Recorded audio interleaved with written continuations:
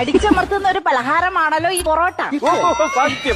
ഈ പൊറോട്ടയെ കുറിച്ച് ഞാനൊരു കുഞ്ഞ് കവിത എഴുതിയിട്ടുണ്ട്. തങ്കം, മുതലാളിക്ക് അറിയാഞ്ഞിട്ട് എന്റെ ഉള്ളിൽ ഒരു കലാകാരി ഉണ്ട് മുതലാളി. എന്നിട്ട് എവിടെ കവിത? ഞാൻ കാണിക്കാം.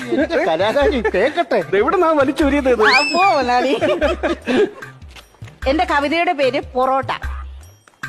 പൂമ്പാറ്റയായി പിറക്കാൻ കൊതിച്ചു ഞാൻ, പൊടിയായി പിറന്നു, വെറും മൈദ പൊടിയായി പിറന്നു ഞാൻ.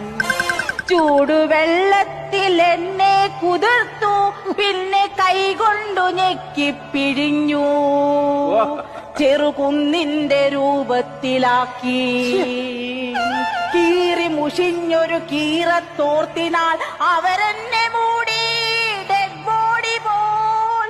പിന്നെയും അഴിച്ചു പരത്തി കാലിൽ പിടിച്ചു നിലത്തടിച്ചു, രണ്ടായി കീറി ചുരുട്ടിക്കൂട്ടി. എന്നിട്ടും അവരെന്നെ ചൂട് കല്ലിന്റെ പുറത്തു വെച്ചു മുറിച്ചെടുത്തു. പിന്നെ എന്നെ പറിച്ചു കീറി തിന്നു, നാട്ടുകാർ പറിച്ചു കീറി